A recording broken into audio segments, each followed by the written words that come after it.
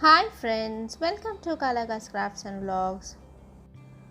ఈరోజు మనం ఈ వీడియోలో ప్రాన్స్ పులావ్ హాఫ్ అన్ అవర్లో చాలా ఈజీగా స్పైసీగా ఎలా చేసుకోవాలో చూద్దాం. ఈ రెసిపీ ఇంగ్రీడియంట్స్ అన్నీ మీకు డెస్క్రిప్షన్లో నేను మెన్షన్ చేశాను. కుకింగ్ ప్రొసీజర్ ఇప్పుడు చూద్దాం.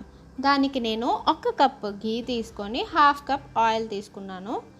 అండ్ ఇంకా అది కొంచెం వేడయ్యాక హాఫ్ టీ స్పూన్ షాహీ జీరా వేసుకోవాలి.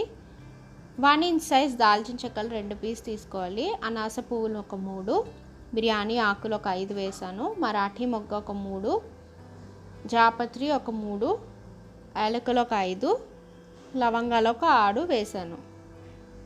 ఇప్పుడు ఒక బౌల్తో ఆనియన్ పొడుగ్గా కట్ చేసుకుని వేసుకోవాలి. అండ్ ఇంకా నేను 8 గ్రీన్ చిల్లీస్ వేసాను. ఇది మనకి బాగా ఫ్రై అయ్యాక 3 tablespoons ginger garlic paste వేసుకోవాలి. ఈ రెసిపీ మీరు నేను చెప్పిన విధంగానే ట్రై చేస్తే మీకు చాలా టేస్ట్గా ఉంటుంది. దీంట్లో మనం ఒక పావు టీ స్పూన్ పసుపు, రుచికి సరిపడే సాల్ట్ వేసుకోవాలి.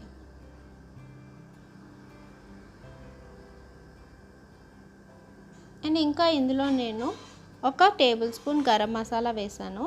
కొత్తిమీర, పుదీనా హ్యాండ్ఫుల్ తీసుకున్నానండి. ప్రాన్స్ వచ్చేసి 1/2 kg నేను తీసుకున్నాను.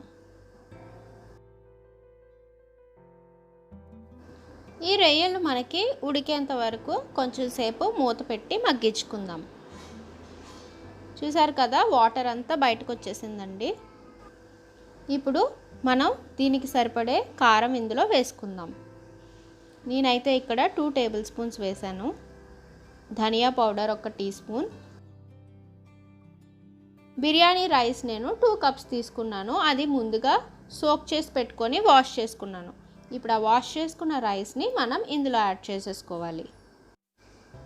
2 కప్స్ రైస్కి నేను 4 కప్స్ వాటర్ తీసుకొని యాడ్ చేశాను. నాకు కొంచెం సాల్ట్ సరిపడలేదు, సో నేను ఇంకా కొంచెం సాల్ట్ యాడ్ చేసుకున్నాను.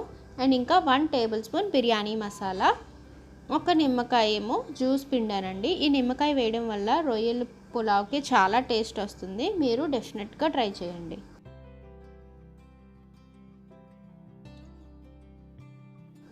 ఇప్పుడు మనం దీన్ని లో ఫ్లేమ్లో ఒక 20 మినిట్స్ పాటు కుక్ చేసుకుందాం. సో మనకి పులావ్ రెడీ అయిపోయిందండి. ఇప్పుడు చూద్దాం. మీ వాల్యుబుల్ సజెషన్స్ అన్నీ కామెంట్ సెక్షన్లో మెన్షన్ చేయండి.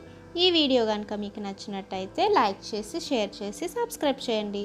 పక్కనే ఉన్న బెల్ ఐకాన్ క్లిక్ చేయడం మర్చిపోవద్దు. Stay home, stay safe. మరి ఇంకో మంచి వీడియోతో మళ్ళీ కలుద్దాం.